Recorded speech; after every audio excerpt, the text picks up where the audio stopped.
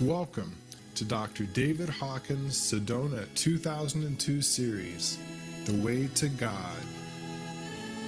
Lecture 4, Positionality and Duality.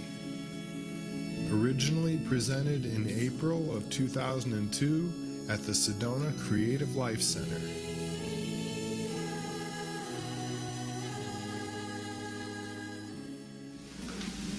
The reason we meet is to share what we've learned about our investigations about the nature of consciousness. It's the only place I know of that is actually doing spiritual research, as amazing as that may sound. There's archaeologic research on religious history, and for that you need a little pick and a pith hat, and you go out in the desert and you hope to find something. But that doesn't really advance human knowledge, you see, really.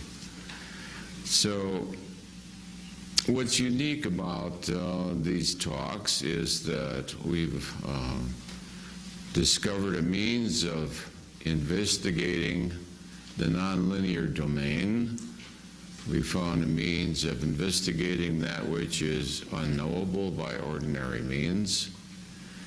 And I share with you my own experiences as consciousness advanced throughout this lifetime, and my own awareness of reality as I experience it.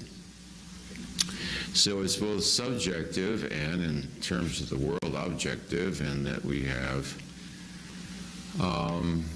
discovered a means of verifying truth that's never been discovered before, which makes it a very useful tool. And of course, everybody here is pretty aware that we discovered that kinesiology itself made a very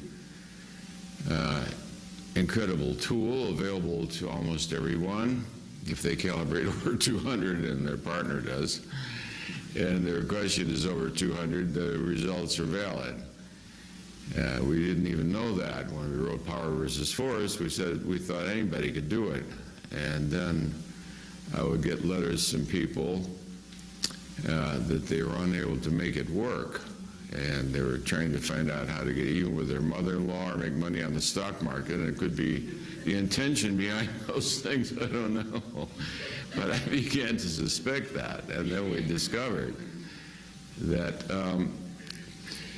if the question needs to be integrous, the intention is what really sets the calibratable level of consciousness. The two people involved both need to be above 200. So it works, therefore, only for about 15% of the population, which I didn't know when I wrote Power versus Force. I think when I revised it for Hay House, so I did put that in there, the caveat that the purpose has to be integrous. The discovery was that kinesiology was asking a question of the field of consciousness. Consciousness registers only that which is. Consequently, the other error in Power versus Force, as I said, it was true versus false. And the correct explanation of the phenomena is it's either true or not true. So because that which is real exists, then that which is real registers within the field of consciousness. That which is unreal, that which the world calls false, has no independent existence, does not register in consciousness, and therefore gives you a weak response, and in terms of the world, a no.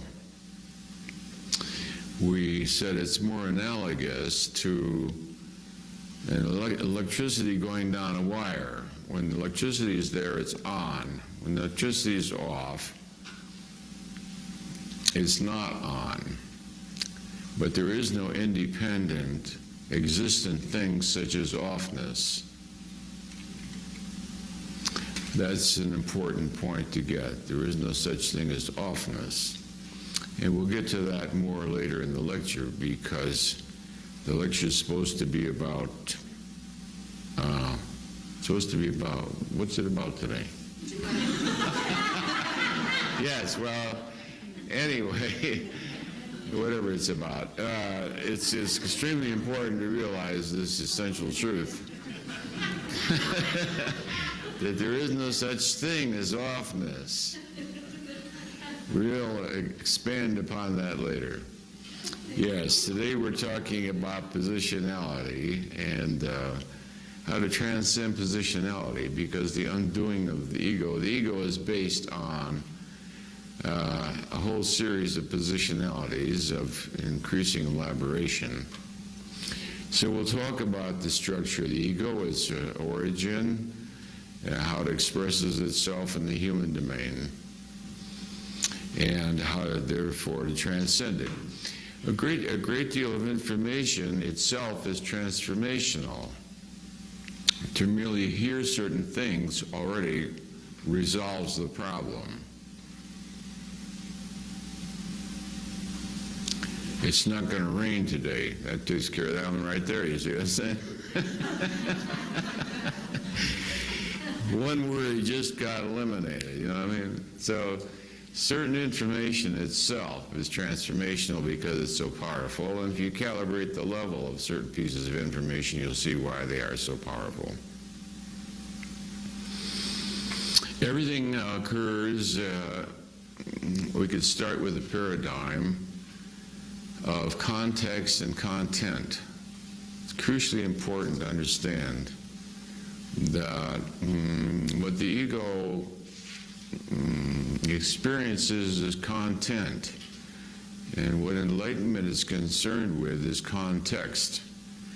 That God is the ultimate infinite context, and that all of existence is then content.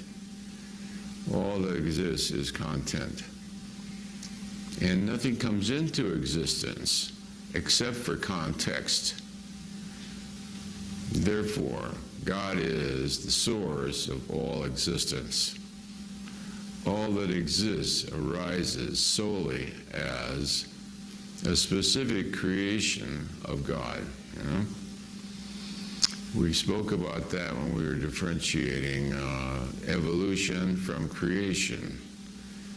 That contrary to the ego's thought that causality works like a series of billiard balls, on the contrary, every single moment, because of creation, all that exists, its existence is because it is simultaneously and in every moment being created by God.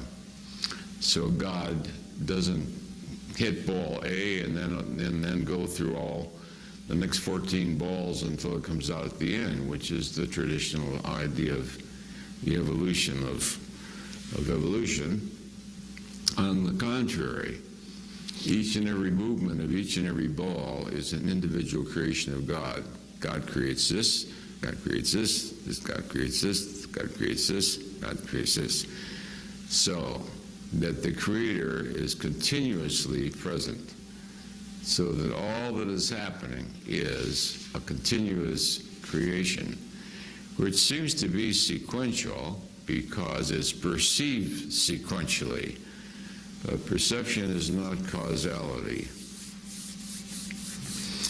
So to start out, help you digest your breakfast, I thought we'd start out with this.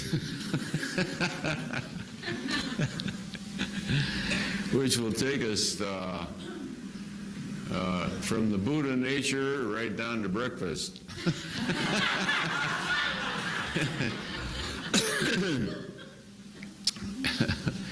I thought we'd start with an easy one. So we start with the simple awareness that the unmanifest is the Godhead. In other words, out of apparent nothingness, the Buddha's void, the Buddha nature, is the unmanifest, having no form. Let's see if the unmanifest is the Buddha nature, yes? We have permission to ask this resist.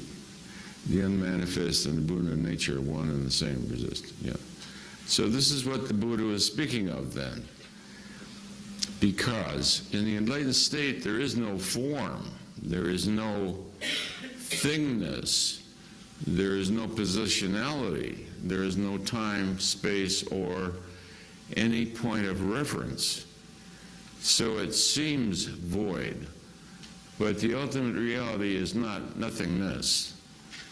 The error which I spoke about previously and which I wrote about more extensively in the book I'm finishing now is not to confuse the Buddha's void with nothingness.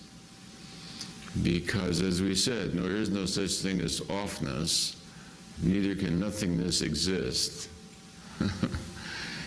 One branch of Buddhism leads you into the void, and I've been there. It's very, very impressive. It is extremely impressive.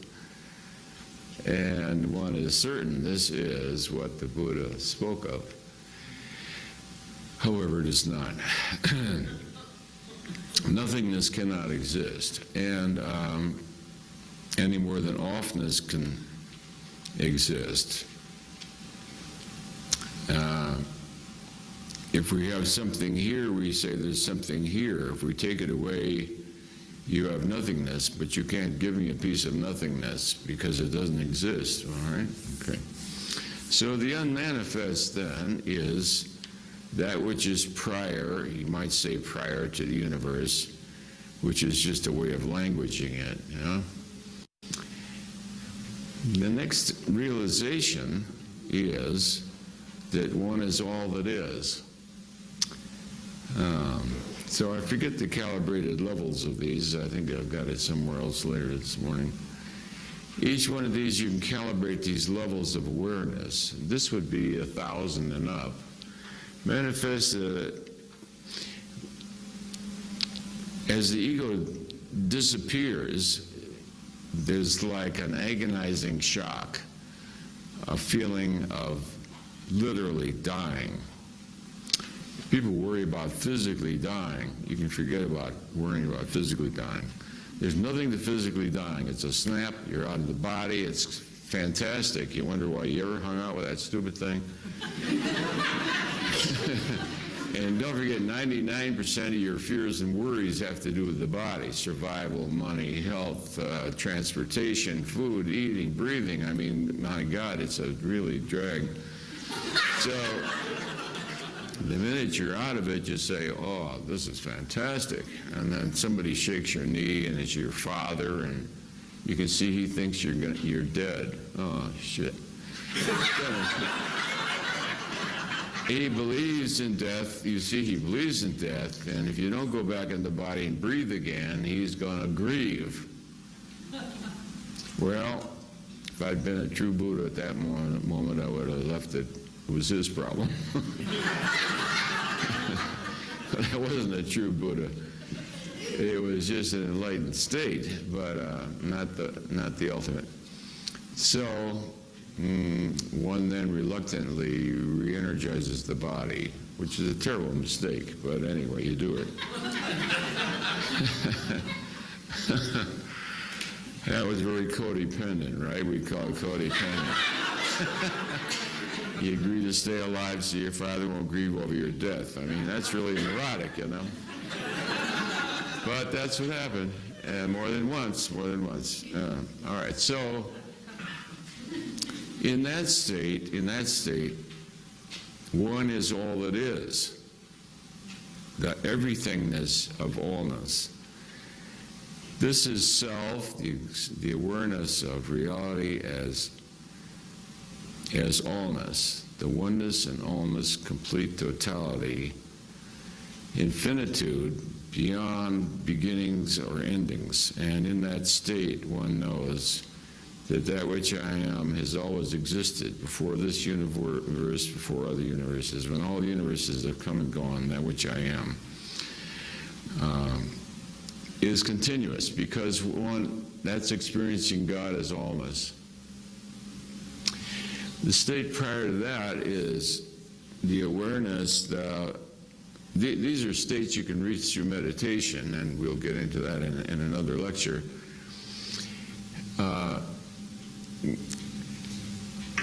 When you in meditation get to identify with the observer witness rather than the content of consciousness, I should have started from the other end. We should start with the dog here. The dog is barking and my leg is hurting and my name is George, and you are stuck with form. As you begin to meditate, you see that all this is going through your mind, and you say, this is hopeless. I cannot stop the mind. It's relentless. It's thinking all the time, feeling all the time, imagining things, remembering things. It's a cacophony. It just goes on and on. So at this point, the ordinary person, as they walk around in the universe, 99.9% of people identify with form. And that's why they're so preoccupied with health and wealth and death and all that kind of thing. Because they are form and they identify life as form. And this is, I am the body and I am the content of the mind. The person, as they start to get involved in spiritual work, begins to realize that there's a step beyond that, that the mind is somehow registering somewhere. I say to people, say, I can't stop my mind, I can't do this and that. I say, well, how do you know what your mind is doing? You're complaining. What are you complaining about? Well, so you must be aware of what the mind is doing, so it's registering somewhere. So this begins to pull you back from the identification with content. And you see that something is registering what's going on in the mind. And that something is recognizing the registration of form. And then you come to the watcher. Before you get to the watcher, you get to the experiencers. So here is the form. I am George, and I'm 14 years old or whatever. And my dog is here. And you say, well, this is registering in something, and because I'm recognizing it, and I'm experiencing it, and you begin to realize that there's a watcher of all this. There's a knower of all this. Somehow there's a spotlight, there's a lens, something is aware, and you realize that there is awareness going on of the observer and the witness. As you go beyond the observer and the witness, you wonder how does light... First of all, you begin to realize these are impersonal. You realize that observing and witnessing are happening of their own. There is no you that is watching and witnessing, although in the beginning you have the illusion that's you that's watching and observing, except that you then begin to notice it does it all the time without being asked. So if it was you, you could control it. You could stop witnessing, you could stop watching, you could stop observing, but you begin to realize that this is happening of its own, and you disidentify that with that, and you see that that is coming out of consciousness itself. And so you, as you see, you progressively let go identifying with content, and you're progressively expanding and identifying with context. So this is very, very limited. This is very specific, very restricting, and this is completely content when you're ignoring the context altogether. Here you're ignoring context. As you move up, you begin to relinquish your identification with content, and you begin to realize that that which you are is context. It is because of consciousness that any of the lower states can occur in the first place. And the reason you realize they're not you is because you have no control of them, and you see they're happening spontaneously. Consciousness is there in and of itself without being asked. Huh? You can become unconscious of consciousness when you go to sleep. And that's the oblivion. That's not the void, that's oblivion. And many people like oblivion. And why do they like oblivion? because it's so peaceful and happy. Well, how do you know it's peaceful and happy? So you weren't oblivious. You were aware that it was peaceful and happy, and you said it to everybody how well you slept last night. So something is aware. Anyway, and so we move up these levels and realize that that's where we are at the top.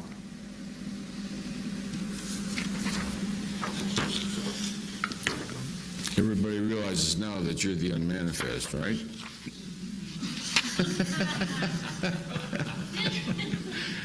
We wanted to demonstrate for the doubting Thomases here.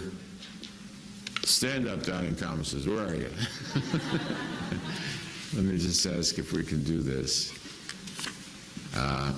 This is a valid piece of paper, Resist. This is a bounced check, by the way.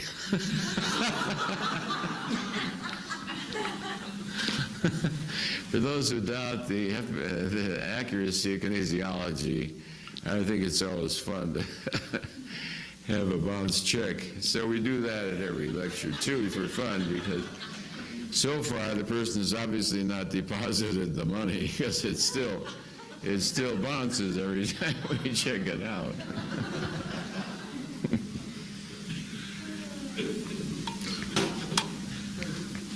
All right, so the value of kinesiology then is that it affirms that which has existence, that which is true, and for the first time in human history gives us a means of differentiating truth from falsehood. The discovery that you can differentiate truth from falsehood anywhere in time about anything is so mind-boggling that I don't think anybody on the planet has grasped the significance of it, including myself.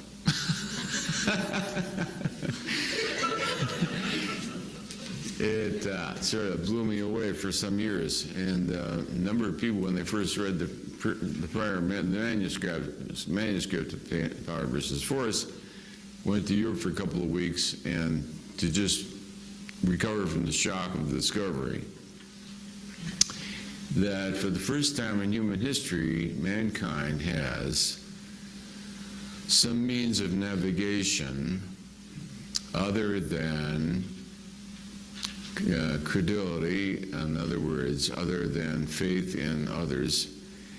Mankind has some means of telling truth from falsehood. Well, when you look at the history of mankind, it's a disaster.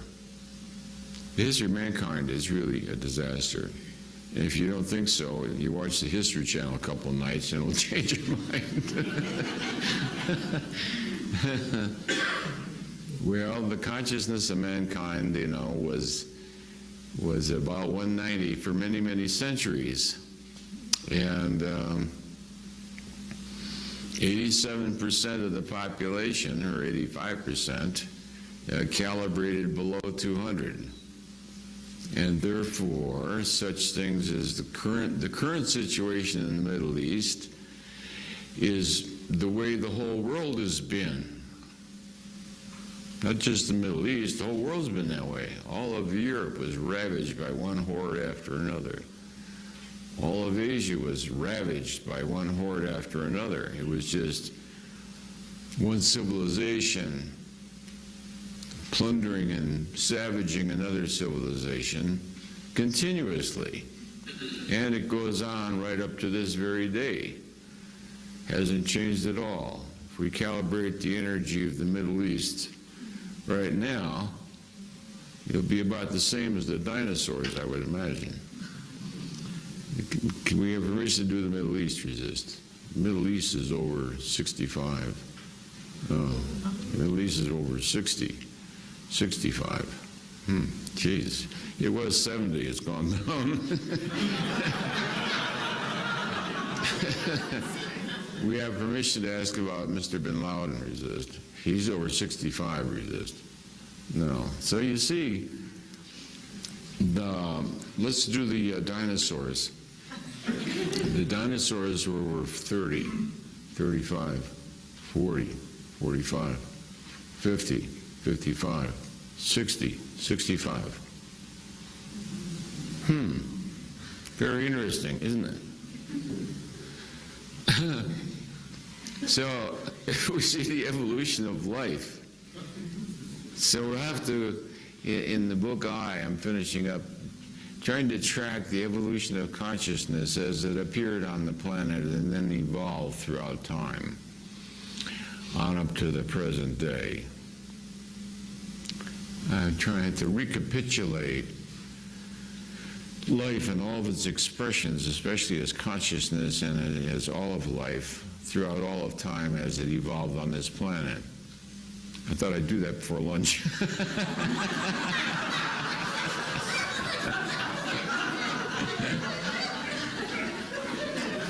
It makes me warm just to think of it. So.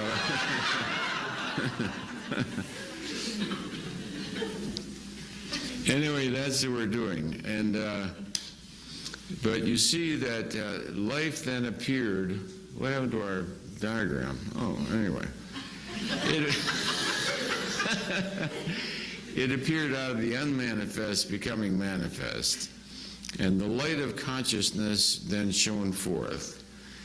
And creation arose out of the unmanifest as the manifest. So God as unmanifest is infinite potentiality. That's the one. So this is infinite potentiality. Infinite potentiality. Therefore, the infinite context of all of creation is unmanifest. The context is infinite. The capacity of the unmanifest is beyond man's imagination, and no writer has really touched it, has really gotten what it is. The unmanifest has the capacity for creativity. It's innate to its nature. And all that it creates has within it the nature of that which created it, so that creation is continuous and infinite. Therefore, we tend to think of the Creator as creating this world. More sophisticated person thinks of the Creator as creating our universe, the infinite universe. But beyond this universe is an infinite universe of universes, each of which is at faster than the speed of light, creating an infinite series of universes. Yeah? Is that so? You have permission to ask that, resist. That is so, resist. Out of an infinite series of infinite universes are arising simultaneously faster than the speed of light, infinite universes continuously. Therefore, that sort of expands one's concept of the Creator. Nothing comes into existence without having come from God. Nothing within the physical domain has within it power. It has within itself only that expression in form that we call force. Nothing that exists has the power to create its own existence. Nothing that exists has within it the power to create its own existence. All that exists arises from God. Yeah? All right.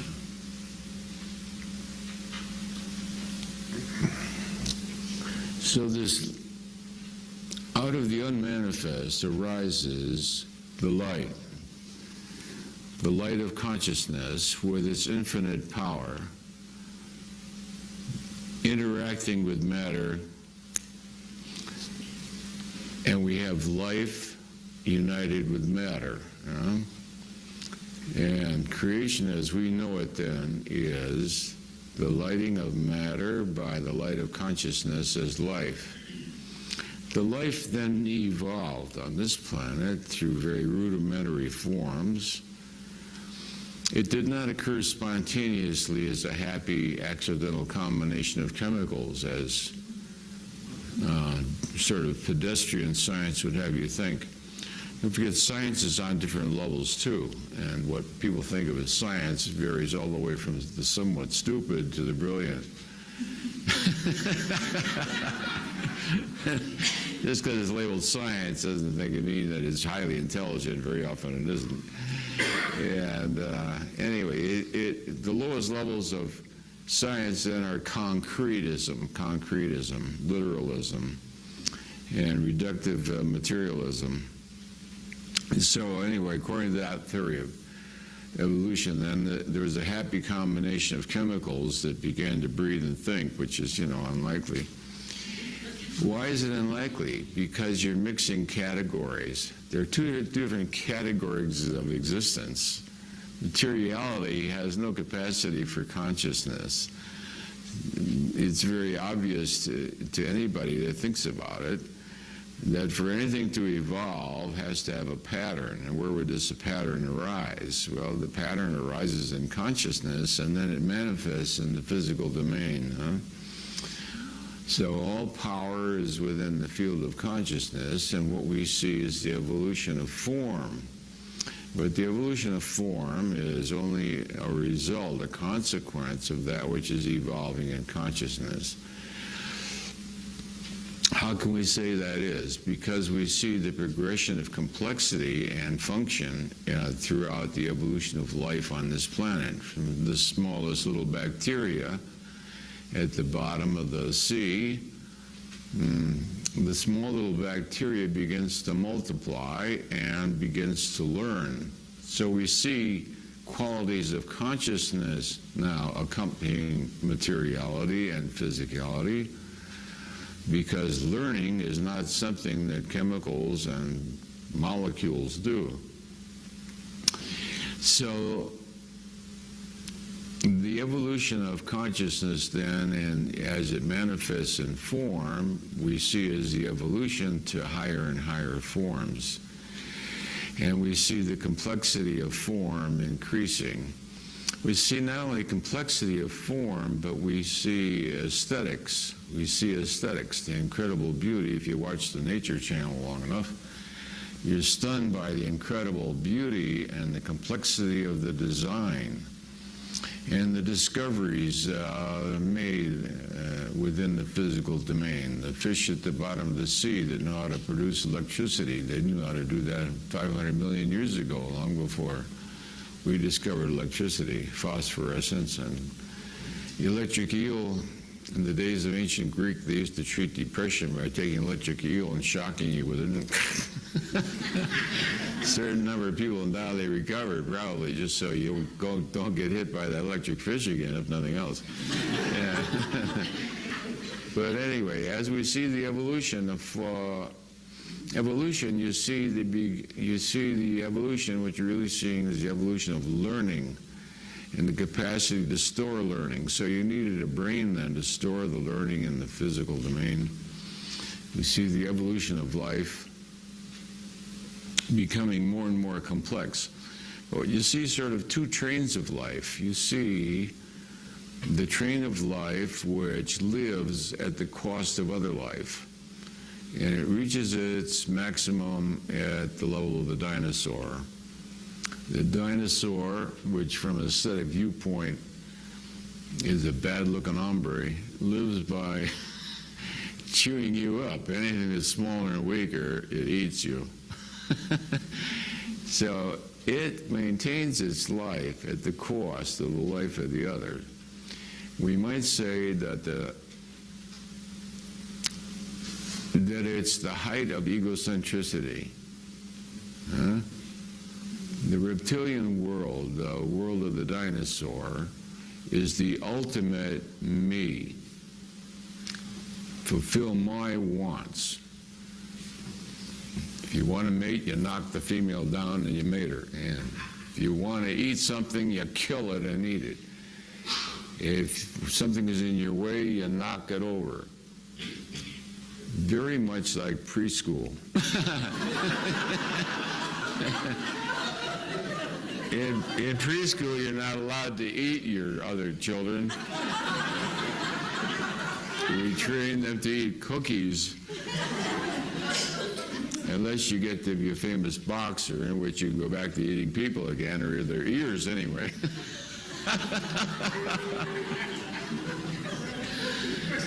I don't know. I didn't know how to hold that, whether it's humor or ridiculous. I don't know. Bite the guy's ear off. Well, it's a great publicity stunt. All right, so you see the evolution of this level of consciousness is all egocentricity. So when we calibrate 65, we were just calibrating extreme selfishness, huh? Is that what we got? 65 is really extreme selfishness, resist. The absolute, the ego as God, resist. Yeah, right. That's the level of consciousness of the serial killer, of the shoe bomber. Can you believe there is such a thing as a shoe bomber? Can we do the shoe bomber? Is that guy over? That guy's over 70. 75. He's 75. Well, he's a little bit beyond Tyrannosaurus Rex. He probably uses the bathroom. You know what I mean? Tyrannosaurus Rex didn't. So he goes from 60 to 70, 65 to 70. All right. So see, because we're trying to differentiate good from evil too. You see, when you recontextualize it, you see it what it is. So the dinosaur then is only interested in me. That's Bin Laden. Bin Laden only cares about expressing his political views and dramatizing them. It's all me. So you might say evil is nothing but the extremity of the ego. The ego is God. And you certainly see it in, who's that, Milosevic? Stalin, Hitler, you see it in all these people that don't mind killing 70 million people out there because they don't deserve to live. They have no rights. There's only me. The dinosaur is not concerned with the life of anything else except its own jaws. So you see that evolution of life then coming up as rapacious, victimizing others. It has no concern for anything other than its own self. So you might say the dinosaur is the epitome of the egomaniac, the megalomania which characterizes people like Stalin and Hitler and Milosevic and Nero and various people. In another book I'm working on, we're doing about 1,000 calibrations. We're doing all the famous people of history, etc. And it's sort of interesting to go through ancient Rome and calibrate the levels of consciousness of all the Caesars and the various people that have been on the planet. All right, so that level of consciousness then is rapacious. It reached its height at the level of expression in the level of the dinosaur. And then the dinosaur went down and we saw the evolution of something else on the planet. We saw the evolution of the mammalian. We saw the evolution of that which lives without destroying other life. We see the sheep munching on the grass. We see the cow and all the domestic animals and the horse and all. It eats that which is the product of light plus chlorophyll and minerals. And then in doing that, refertilizes the ground, which makes more grass. So it not only does not kill other life, it takes the top off the grass, but it doesn't pull up its roots. And the grass comes back better than ever, having been fertilized with all kinds of manure. So you see that which lives at the price of the life of others, and you see that which lives in a mutuality with other life, in which the give and take is equal. So the grass benefits from the cow, and the cow benefits from the grass. So you might say there's two different evolutionary lines, one rapacious. So in these biologic expressions, then, we see in the human ego. People feel guilt about the ego. See, today our lecture is about transcending the opposites. I remember what it was, huh? And positionality, yeah, we got there. So, you see the evolution then of animal life. What is the animal concerned about? The animal's concerned about survival. It's concerned about territoriality. It's concerned about right and wrong. It's concerned with being a member, an accepted member of the family or the group. And we see that, you see the evolution of consciousness. Monkeys are smart enough to know that when another tribe of monkeys has beaten them, they retreat. They retreat. The monkeys retreat. Let's see. Monkey Island is the monkeys in the zoo. Their civilization calibrates over 125, 130, 135, 135, 140. Oh, in the wild they're over 130, 135, 140. Oh, they're still 140. All right, so, wow. The monkeys calibrate at 135 or 140. We just said that the Middle East calibrates at 70. When a monkey tribe is being vanquished by the invaders, it retreats. Huh? It retreats.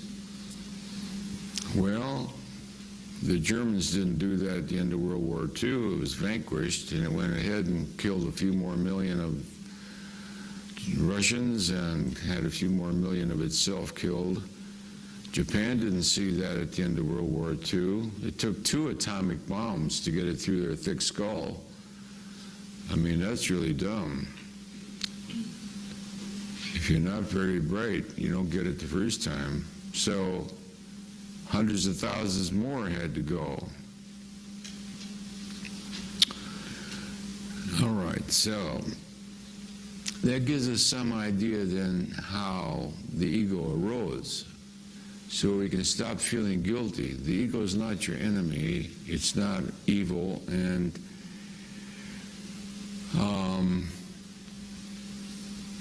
you have to understand it. It's hard to disassemble the ego without understanding it. Many people try to do it. They go into a nice, elated spiritual state, and then they fall back again.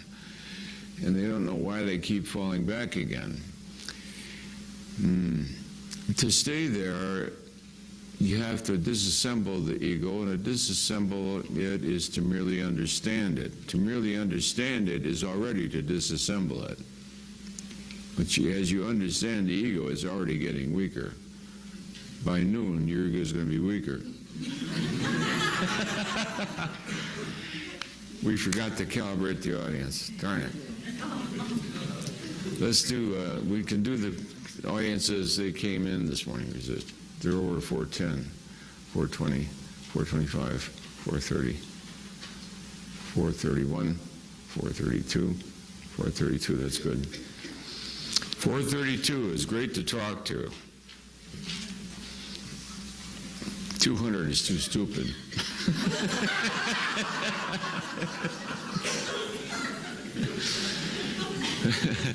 432 is the world of America. That's pretty much the consciousness of America, 431, you know. That's a meritocracy that emphasizes education, intelligence, logic, reason, understanding, study. It's the springboard. Yeah, all right. Springboard of civilization. Advanced civilization, civilized civilization, like America. All right, so we see the origin then of how consciousness then begins to express itself in the animal world, on one level as the voracious killer. On the other hand, it's also the benevolent mother. You don't see any love. There's no love amongst dinosaurs. Dinosaurs don't love anything. Even when they lay an egg, they walk away from it. They think it's disgusting and take off. You're on your own, kid. And frogs do the same. No, the loreleyes, they have no capacity for maternal instinct. All right, so as this consciousness evolves then, what happens is structure begins to accommodate itself to the continuation of this form. And you have the evolution of the nervous system. You didn't need a brain until physicality doesn't need a brain. Consciousness needs a brain in which you store data. So as consciousness evolves, it learns. When you learn, you got to store data. So little computers, so the brain and the neurons, as they grow according to the function. And you see that the ego is really the evolution of the animal. Everything that you see on the playground, everything that you see in Monkey Island, everything you see on the TV news is not different than the animal. The animal is interested in survival, mating, protecting boundaries, territoriality, possession, grabbing things, hoarding things, pridefulness, bragging, and gets out there, brags, and gets mad, gets angry, and then it finds that by getting angry, it scares people. You see that on the playground, right? Take gun. There's the ego for you. Preschool, Monkey Island, Middle East, there it is. 5:30 news on Channel 15. It learns that it can, instead of physically doing it, it can emotionally express it. It can blubber and cry and drag people all over and all this. All right, so what happens then is the forebrain, see, the intellect then, the human intelligence didn't come in as a new, different kind of brain. No, not at all. Neanderthal man's brain got better, and Homo erectus got better. The hominid, as it evolved, got better and better. So what happened is we just added a forebrain to the old animal brain. We didn't eliminate the old animal brain, the amygdala and all these deep things that make you hate the guy who cuts in front of you in traffic is still very active, right? Flash, up comes the rage and the adrenaline before you even had a chance to think about it. And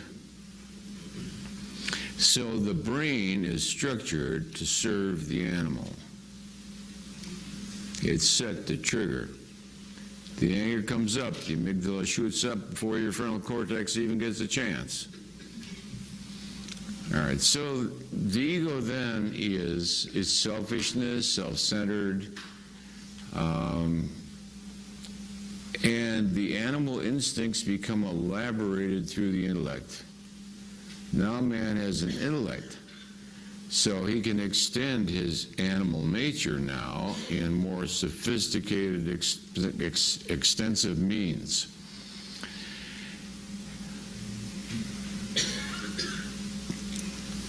He becomes more sophisticated in its expression, but it's still nothing but the animal instinct out there. Convenience, satisfaction, storage, all these things now become more advanced in their expression, but the motivation is still that of the animal. To be better than another, to be able to beat them, to be richer, to be more admired, to be the alpha male, the alpha female in the pack. That juggling for position in small groups. This one wants to be right so they can make this one wrong. Yeah, there you're wrong. Yeah. That's preschool, right? Preschool. It's the animal. It's the zoo. All right, so your ego is the zoo, a living zoo. There you go. Of course it wants to kill people that pull in front of it in traffic. Of course it does. They deserve to die.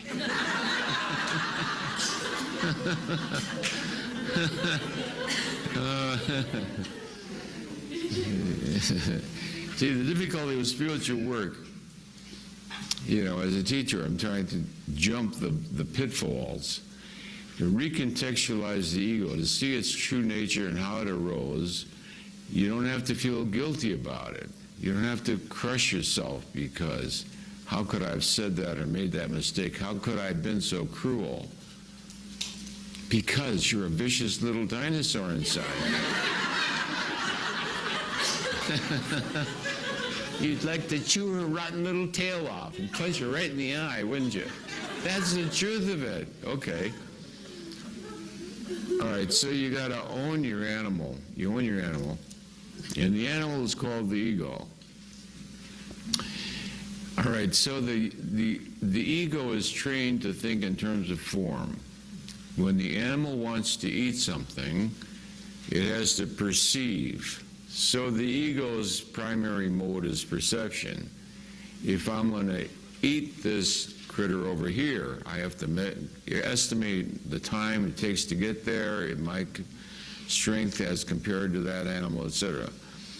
So the animal now lives in a world of physicality and a concrete literality, which takes its expression in the lower levels of science.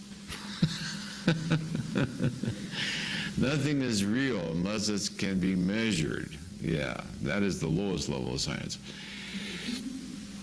Nothing is real unless it can be measured. And in fact, there's a definition in the idiot side of science called nothing exists unless it's measurable. Okay. All right, that pretty much clips its wings as far as becoming enlightened. So.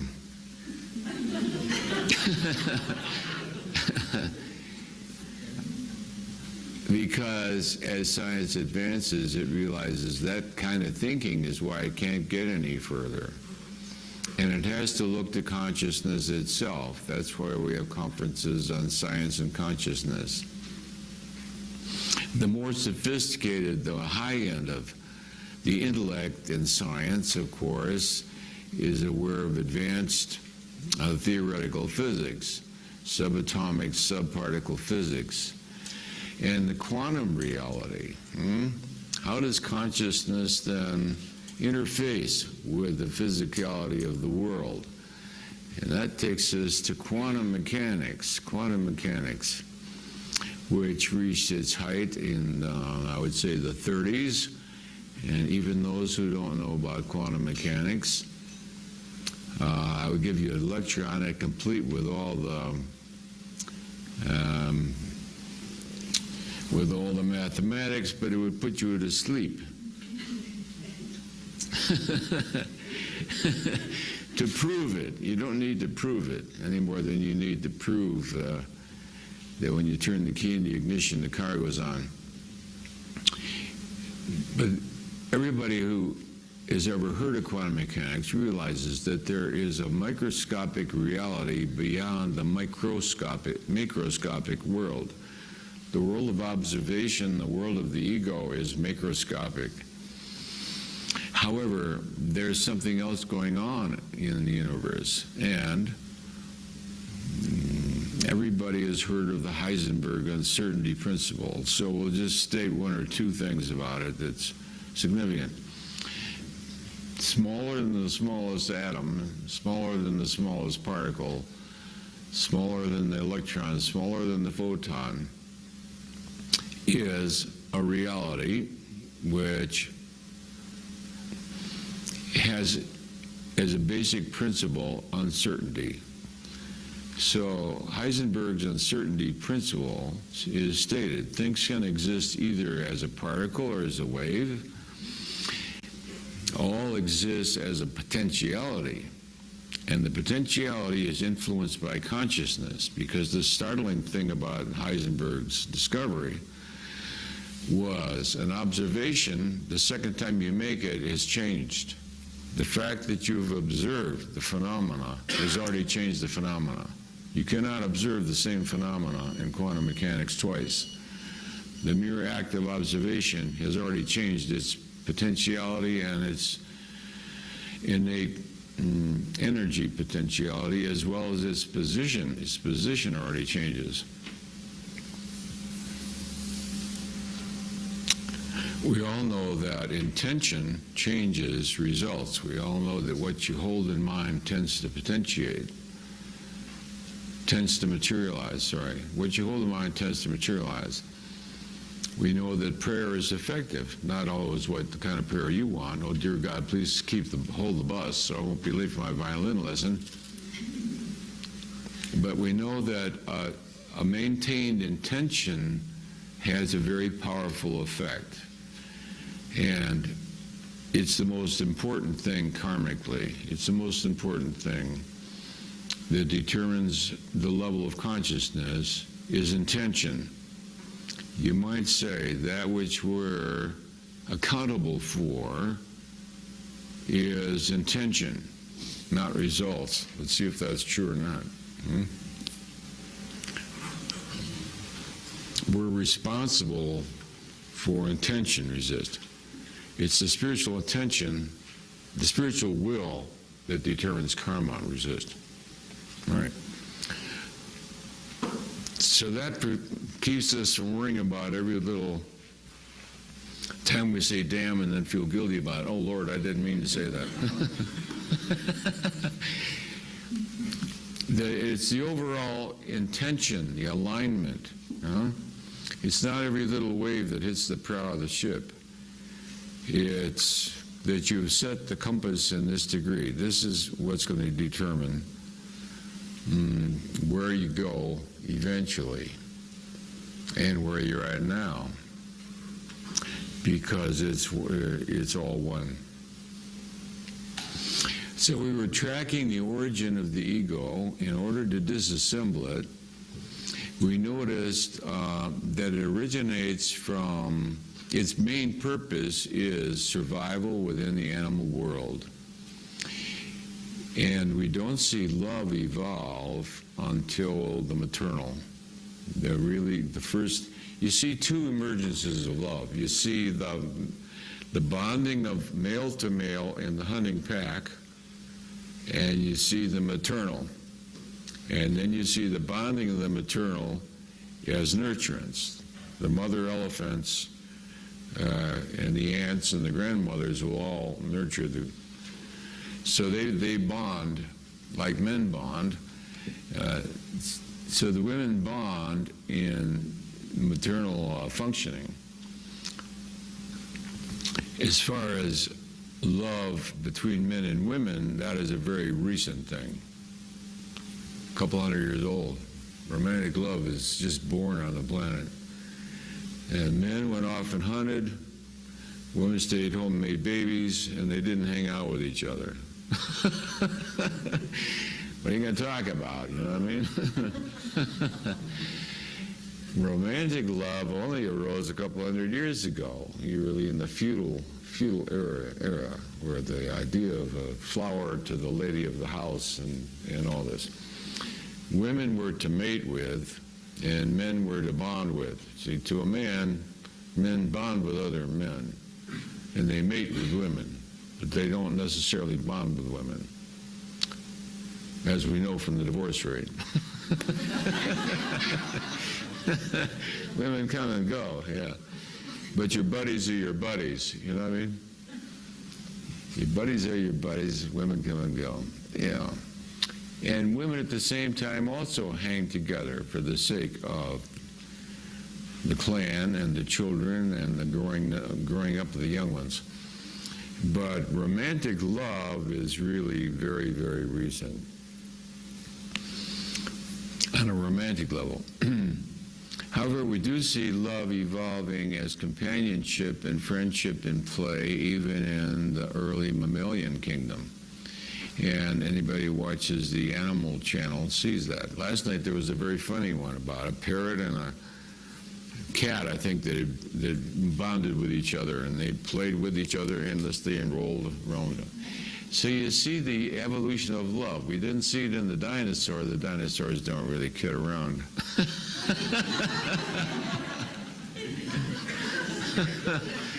But we do see the evolution. So the capacity for play, which then evolves through the intellect, is humor.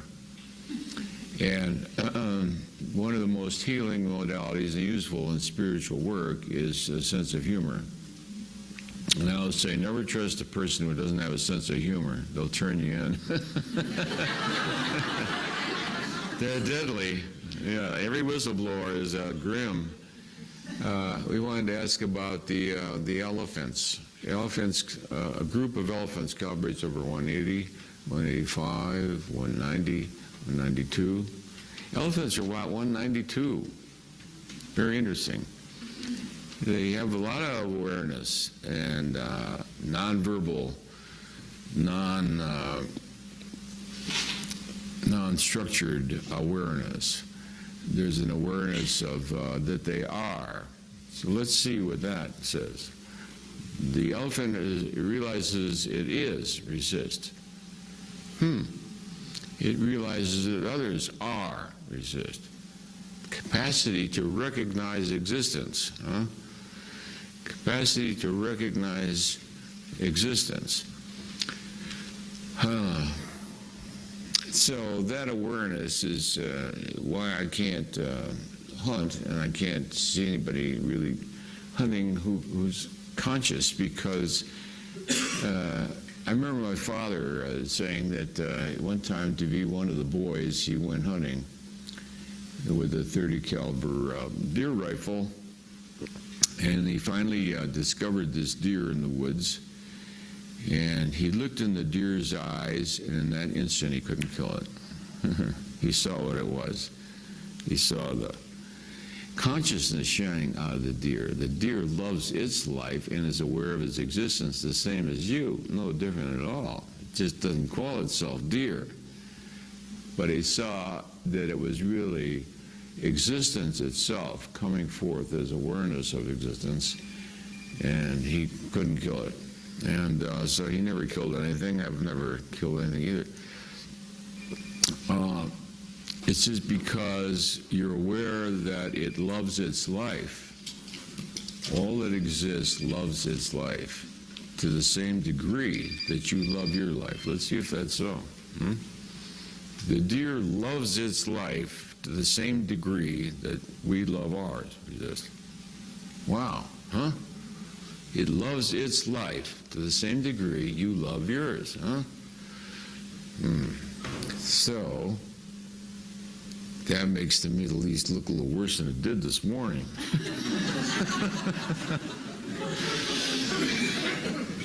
All those people love their life. I don't know why that didn't cross the mind of the shoe bomber on that. The shoe bomber, to me, is the ultimate. I don't know, there's something about that guy. When I look at his picture even, I say, I don't believe this guy.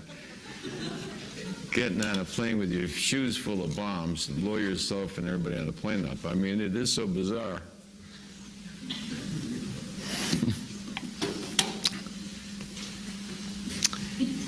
It's bizarre, and, you know, it's funny.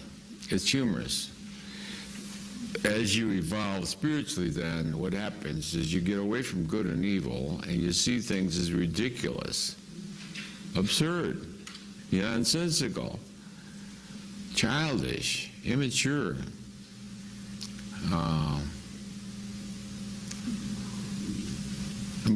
cowboys and Indians games. We shoot 6 of them, and the next day they come back and shoot 6 of us. And the next day we go back and shoot 6 of them. I mean, is this retarded or what? So you see, the Buddha said, and so did Jesus, you know, that the basic problem is, the only basic problem is ignorance. See, we're trying to transcend good and evil by understanding that ego, how it arose, how it functions, how it expresses itself. You see the absurdity of life in its various apparently self-destructive expressions.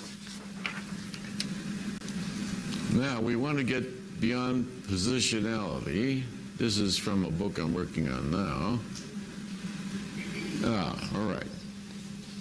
So we said what the ego does then, it takes a positionality, it says everything on this side is good, everything on this side is bad, but it changes its positionality. So what's good or what's evil then doesn't exist independently of itself any more than offness exists in a wire, or that falseness exists. It's very obvious that non-existence doesn't exist. That may sound superficial, but it's very profound. I think it's profound.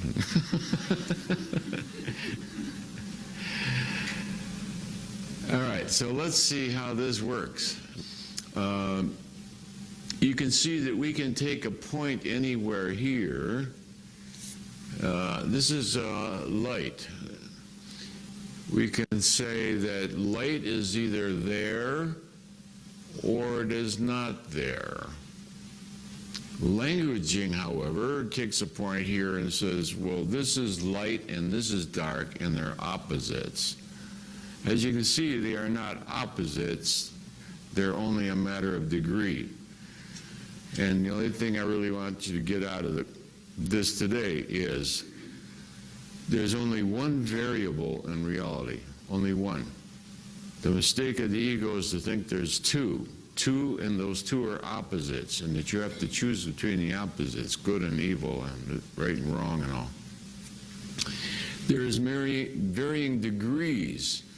Light is profoundly present, or it diminishes less and less.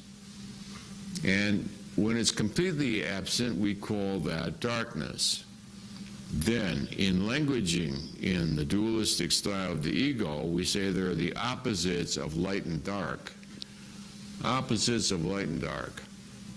As you can see, they're not opposite. Light is either present or not present, and it's present to a varying degree.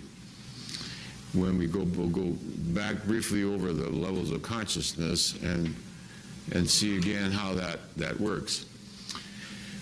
We can take things as far as their desirability, and we'd say, wow, this is heavenly, this is very good, this is sort of okay, this is fair to middling, this is sort of lousy, this is horrible, this is terrible. Right? That's degrees of desirability. But again, you see there's no really good versus bad. There's only a matter of degrees, a matter of degrees. And then conventionally in human society, we sort of mutually agree that we will call this level of light dimness, we will call, so we label it, but the label doesn't have any actual positionality. It's so. We see all definitions then are optional definitions for pragmatic usefulness, but there are no opposites.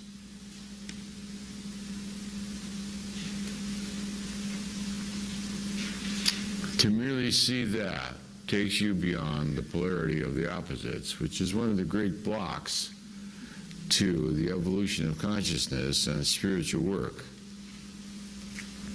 To label anything near the bottom as bad, awful, you should indulge, you see, If you label a thing at this side down, you're going to call it bad, evil, wicked. We should kill it. I should do penance. I should beat myself or commit suicide, maybe. Or you should. Why don't you kill yourself and get it over with?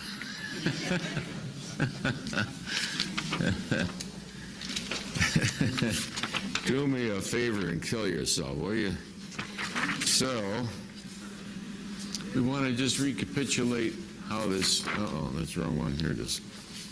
We want to recapitulate then how this translates, you see, because this is the conventional map of consciousness in power versus force. But you see that here again, you don't have goodness versus evil. These are descriptive terms, that they are not opposites. They're all matters of degree. Matters of degree of what? They're all matters of degree of the presence of God as love. Yeah? That which is beyond all form, the context out of which we all arise is over 1,000. But when it hits human consciousness, usually we calibrate it at about 1,000. So this is either the presence or the absence of love. Huh? Down here we get more to the dinosaur. What's so sad about the dinosaur is, in human expression, it takes disdain for others, disdain for others. You know, Hitler said that at the end of the World War II, all the Germans deserved to die because they lost the war. In fact, he was going to burn down all of Germany, and only a few remaining generals that he hadn't assassinated, there were a few left, refused to carry out his order. He was also going to burn down Paris and destroy the Eiffel Tower, and again, his generals refused. So there were a few sane people that realized that he was quite psychotic. All right. So there was a walking dinosaur in human form. Huh? All right, so we see there are no such things as opposites. That an opposite is an artifact created by an arbitrary positionality. You can choose to call this level rich, this level poor. That's why government statistics, you know, the percentage of poor below the poverty level, well, it depends on what you set the poverty level at, you know what I mean? And those are a matter of many gradations, expectations, and what you set the poverty level at then decides on what percentage of the population is, you know, when I first came out to Sedona, I had a truck full of my old tools from my tool room, and I went to the dime store and I bought a cot, and then I found an old box, that was the table, and I put a candle on there and a book, and I was home. And I lived that way. I never even closed the doors. Animals and birds blew in and out. And you know, was I poor? I don't know. If I needed 2 candles and only had 1, then I'd be poor, right? So you did. And I got silverware. I went to garage sales. So I got silverware for like 50 cents and plates for $1. And I lived that way for a long time. Don't need anything, therefore you don't have any shortage. And if you don't have any needs, you don't have any shortage, you can't experience poverty, right?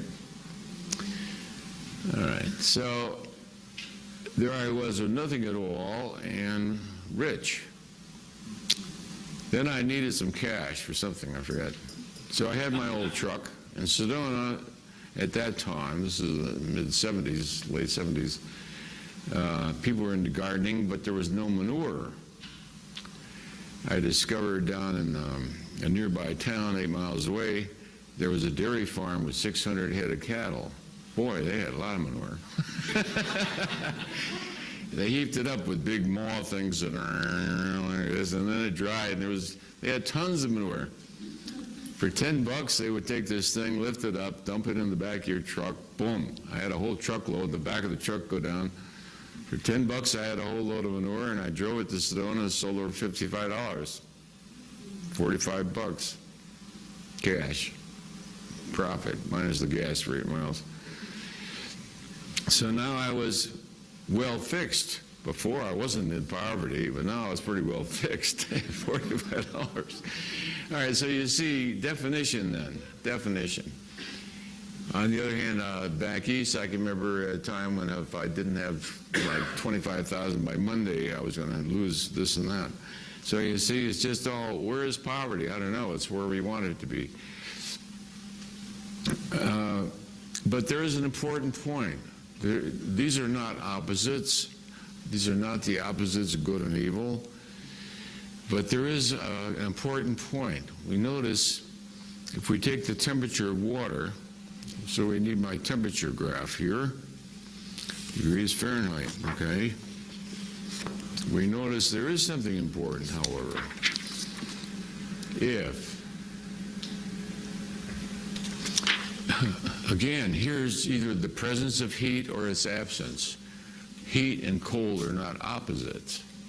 Cold is not the opposite of heat. You could call all this hot, you can call it hot down as far as you want. You know, minus 50 degrees, an Eskimo might say, boy, it's hot today. In Antarctica, this would be warm, wouldn't it? Minus 50. But we begin to notice something different happens, and that is a change of quality. So if this is centigrade, if this were centigrade, we notice at this point water turns into ice. So that, now we did find out something important. There, you got that. Now you think that's upside down, don't you?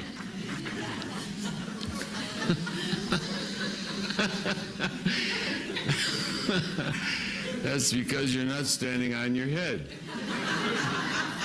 You stood on your head.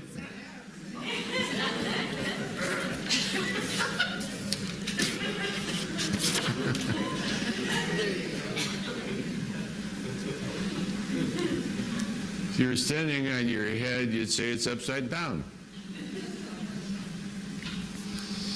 All right, but we do notice something critical here, which is the same as when water is 0 degrees centigrade or 32 degrees Fahrenheit, and that is that it changes quality. They're not opposites, but there is a major shift of quality. Here at 200, we notice above 200, you go strong kinesiology. Below 200, you go weak. Above 200, you nurture life. Below 200, you destroy it. So they're not opposites, but there certainly is a major change of quality. That is the error of the politically correct person, is they don't get that because of a shift of context now, the context is different. Content, the meaning of content depends on context. What's acceptable legal procedure during peacetime changes markedly the instant after Pearl Harbor. All of it changed. So the context then changes the meaning of content, what's appropriate. You have to change content then because its meaning is dependent on context. All right, context. It's politically naive to pretend that content does not change with context. Context is what gives content its meaning in the first place. So we notice here on this calibrated level that at 200 there is a change of quality. Water at 32 degrees. So if we take water and Below 32 degrees Fahrenheit, it's a solid. Above 32, it turns into water. Above 212, it turns into a gas. Those are very profound changes due to shift of context. Technically, the content hasn't changed, it's still H2O. It's still H2O, but you can't pretend H2O at minus 30 degrees is the same as H2O at 32 degrees, and you can't pretend it's the same at 212 just because it's still H2O. So that is the basis of political naivete and philosophical ignorance, and really sort of academic sophistry, is the failure to realize that the quality changes, and the quality is profoundly important in the world of form. So here at 200, then, we have a critical shift of quality that is occurring without there becoming opposites. The fact that there's a shift to quality does not mean that they're opposites. H2O is still H2O, whether it's solid, liquid, or gas. So we can't say the dinosaur is evil. We can't say that bin Laden is evil. We can't say that the Middle East is evil. They calibrate down here. Their quality is considerably different because they're below the line. That which is above the line nurtures and supports life. That which is below the line is destructive of life. Huh?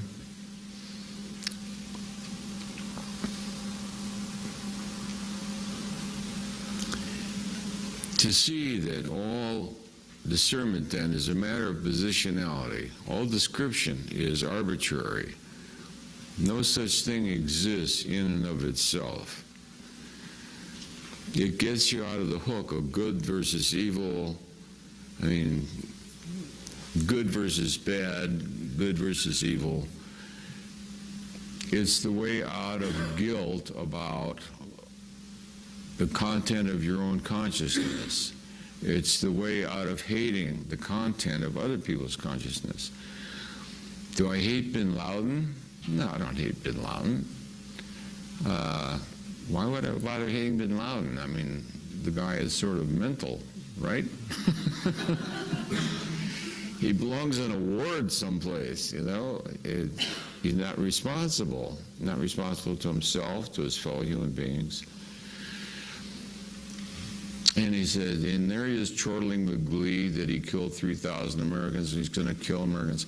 So the whole idea of killing Americans is, you know, they forget, you know, they've got 280 million more to go. If you're going to kill all Americans, you better get busy. You better kill them around the clock. And you better do more than 3,000 at a time because they propagate faster than that. By the time you kill 3,000, there'll be 18,000 babies born already. So you better increase the speed of...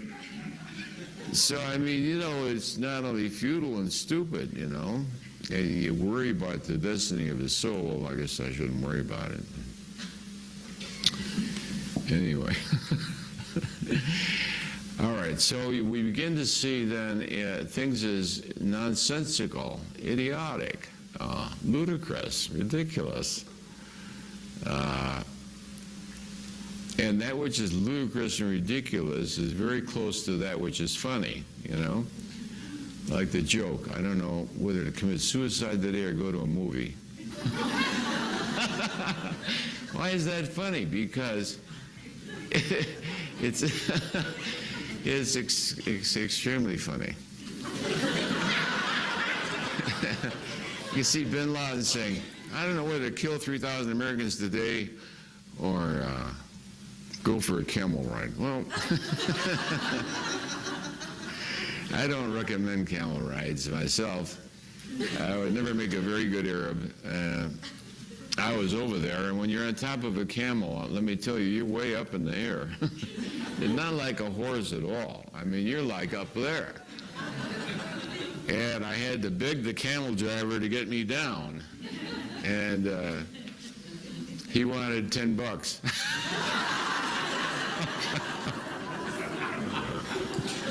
So help me God, he would not, hey, rich American, you give me money. I said, listen, I paid for this camel ride already. You got plenty of money. You American, give me money. You wanted $10 to get out with this camel.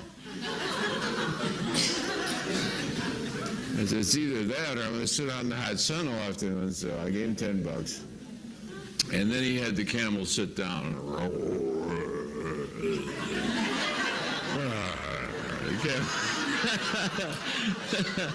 I understand camels completely, you know. And the older you get, the older a man gets, I think, the more he understands camels. And yeah, the camel.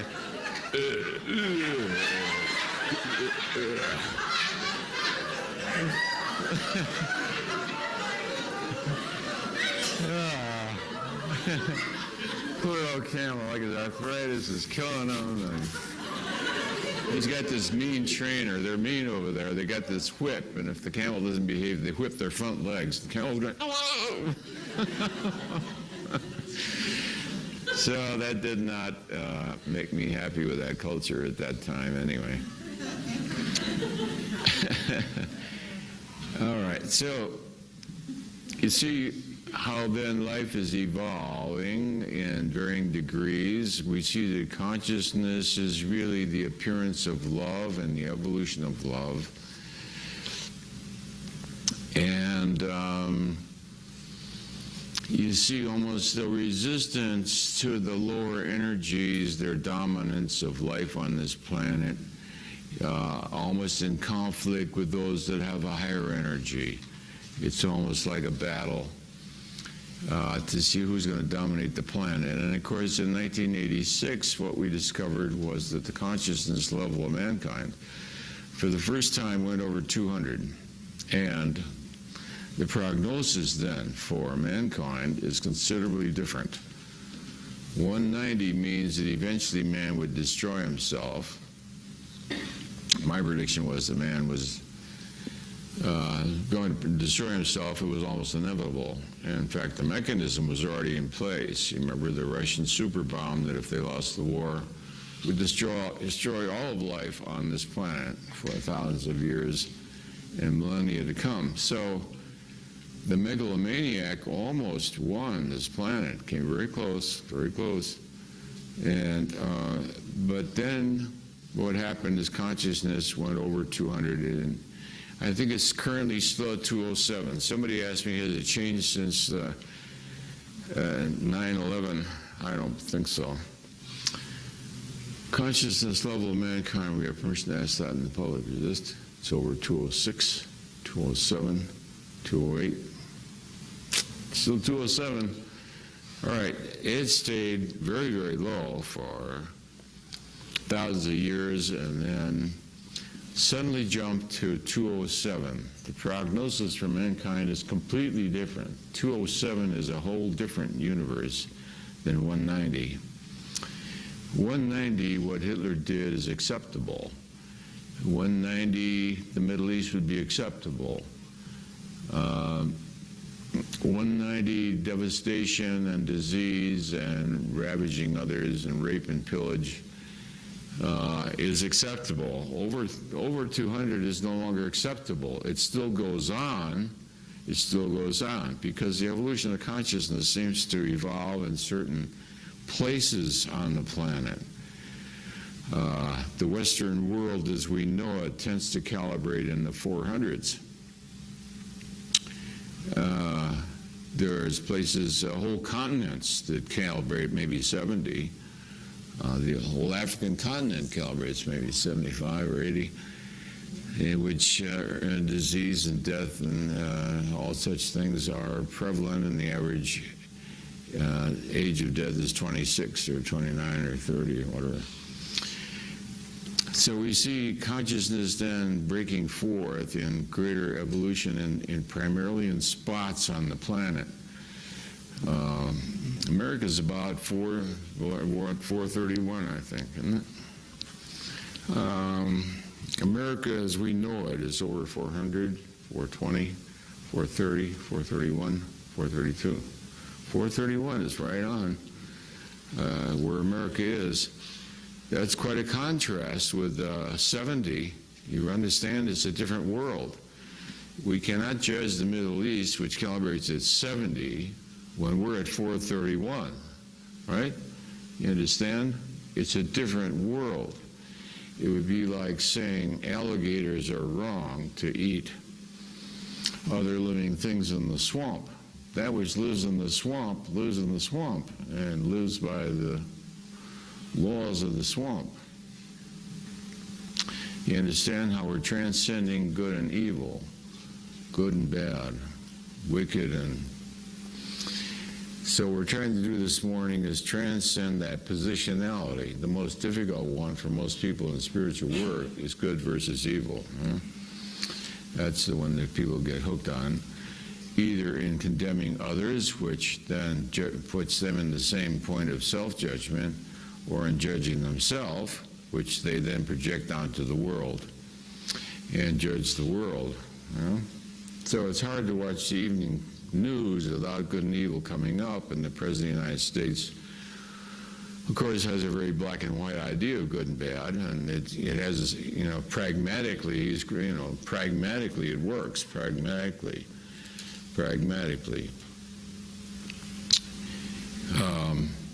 When you're out in nature, there's certain things you better avoid, and then there's other things that are useful, right? So a workable pragmatism then, but he's not,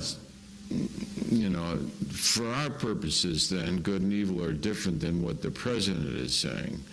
He's saying from a political point of view, he's also probably personally quite moralistic about it too, he probably believes that. But the spiritual aspirant has to forego that convenience. It's just a convenience. It'd be neat to just classify everything above as good and everything below as bad, you see? But it doesn't, the backfire of that is that you then get stuck in that duality yourself. And spiritual work means giving up judgmentalism. Judgmentalism means to transcend perception. And what that means is that you have to see it differently. You have to that means you have to contextualize it differently. So what we've been trying to do this morning is recontextualize all of life as it evolved throughout all of time, how it presents itself in various gradations so as to transcend the positionality so you don't get stuck in the duality of the opposites. That's good enough for the moment. Should we take a break? Okay. Thank you so much. You can tell a true spiritual teacher, they always wear white socks.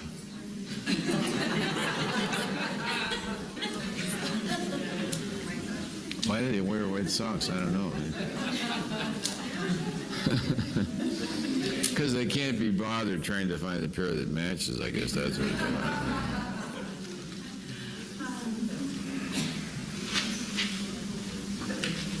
Somebody asked how does spirit energize the body. There is a disinterest in the body as you disidentify with the body, which can happen very rapidly. I always tell people if you're into serious spiritual work, make sure that some other people know about that, because people can think they're far from the truth, and then suddenly, without warning, it comes on without warning. You're in a completely different dimension. And the physicality is actually of no interest whatsoever. Maybe it's advisable not to have people know what you're up to. I don't know when I was thinking about it. Without other people, the physical body would be, you'd never bother with it. It would just topple over eventually. So happily, if you have people in your life that care about the continuance of that physicality, they remind you to eat and all the things that you need to do to keep it going, but left to your own devices, you'd never bother with it.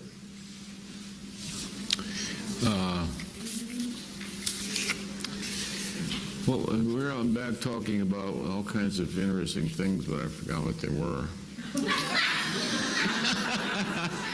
Things I said I was going to be sure and mention, and I don't remember what I was going to mention. Huh? Ask me to ask the question again. So maybe you asked you that. Oh, she asked me about karma. Yeah, oh, yeah, that's right. That started it off. Anyway, we said that what to worry about is a spiritual aspirant. There's nothing to worry about. Because once you're a spiritual aspirant, you've already committed to, we said, the spiritual will. In meditation and all spiritual work, the field seems to be scattered. You look at the content of consciousness, you look at the mind and events of the world, etc. Your life seems sort of scattered, and that's sort of worrisome. First I'm reading this book, then I'm reading this book, then I'm hearing this guru, then I'm going to that lecture. But one's spiritual commitment, so the decision of the spiritual will is what determines karma, karmic consequences, and determines the fate of the spirit. She was asking me what is the significance of it, and I was explaining that the universe, the entire universe, is one karmic unity. Everything within this universe is related to everything else within this universe based on the laws which are of the nature of the Creator. Because the entire universe comes from one creation, therefore, the entire universe is one karmic unity. Nothing is beyond the karmic oneness of all of creation. Consequently, whether people believe it or not is irrelevant, that one's destiny is already karmically determined. Even if when you die you go into oblivion, there's nothing more, that's already karmically determined, isn't it? You didn't determine that. So even though people deny karma, that's just a conceptual thing that they're talking about. What they mean by karma, when people deny karma, what they mean is reincarnation. Well, reincarnation is one thing, karma is another. Well, we're going to do a lecture on that, so I won't go into it extensively. But as we demonstrated, I think, in a previous lecture, Jesus Christ never had any previous physical lifetimes. He never spoke of any previous lifetimes. One reason is he never had any. Interesting, eh? The Buddha, on the other hand, had many previous lifetimes, and the Buddha spoke of it extensively. The Buddha remembered many previous lifetimes. I myself remember many lifetimes in great detail. Let's just ascertain the truth of that. Jesus Christ never had any previous physical incarnations. Resist. That's correct. The Buddha had many. Resist. Right. So Jesus, one reason he didn't speak about previous lifetimes and reincarnations is he never had any. And by questioning we got that Christ did come down from heaven, that dominion, that domain, and did incarnate and never had a previous physical lifetime. The Buddha, on the other hand, evolved through countless lifetimes, and so their teachings are different. Christ came for salvation. Christ teaches salvation, Buddha teaches enlightenment. Again, don't confuse the two. They're two different things. Enlightenment is one thing, salvation is another. Yeah. How does spirit function practically in the physical body? Well, spirit doesn't really function.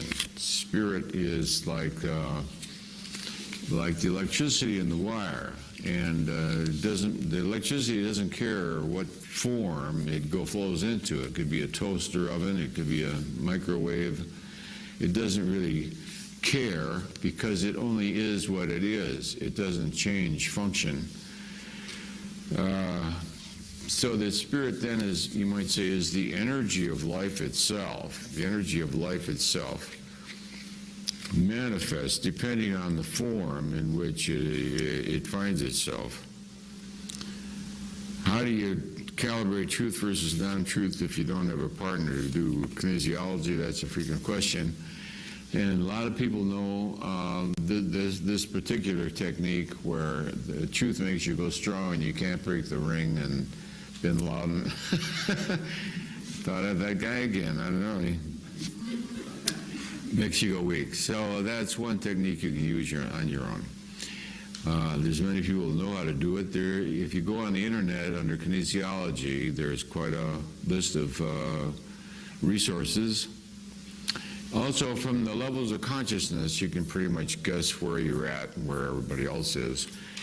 If this is a meritocracy where a college education, intelligence, reason, and logic, and science, the new god of the world is not religion but science, then you can pretty much know, you can guess that America's in the 400s. You don't really have to calibrate it. And so if you really look at the levels of consciousness and see what prevails, you can pretty much guess the level of consciousness. Any difficulty, this question here really relates to healing. This really relates to healing. The letting go of negativity in all the forms in which you can tends in and of itself to have a healing effect. The letting go of judgmentalism. The Course in Miracles, I always tell everybody in the office who has any kind of an affliction, if you haven't done the Course in Miracles, you ought to do it before you die from what you got, you know. Didn't want you to worry about your hypertension, but you got a year to do the Course in Miracles. Anyway, the Course in Miracles is very, very practical.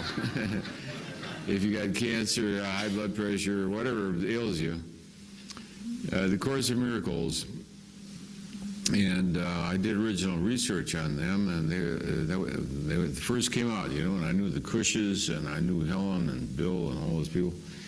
And we had an attitudinal healing center at my clinic back east. We had the second one. Jerry Jampolsky started the first one in Tiburon. Then he and his crew came out and stayed at my house back east. I had a very large house. And we spent the weekend, and we started the second attitudinal healing center.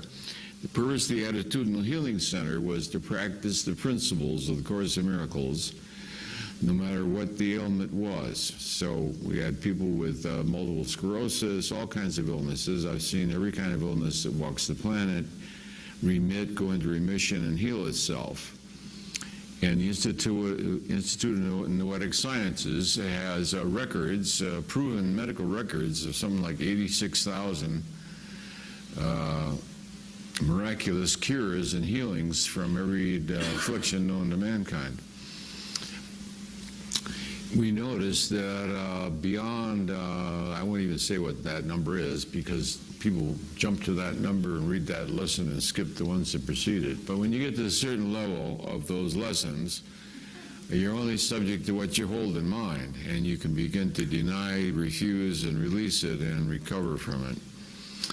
And all the ailments I had when I took the Course in Miracles all disappeared. I got new ones later, but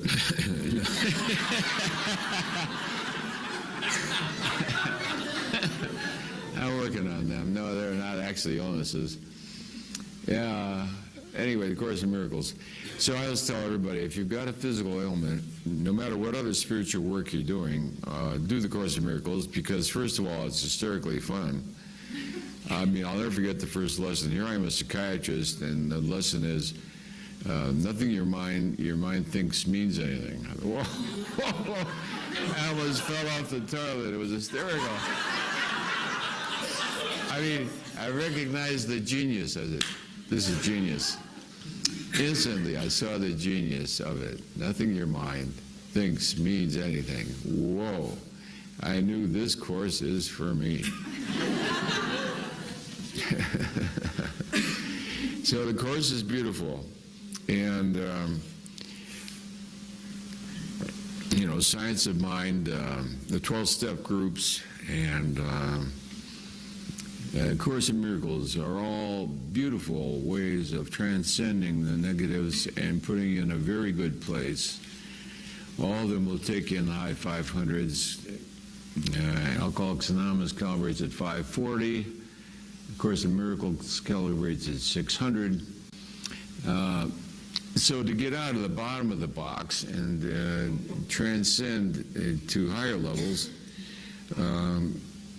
the purpose of Christianity is really to reach 540. I mean, what Jesus Christ taught was designed to get you to 540, which is unconditional love. To pray for your enemies, to turn the other cheek, etc. To give up hatred and pray for them, to see them as ignorant rather than evil. That's all designed to get you to 540.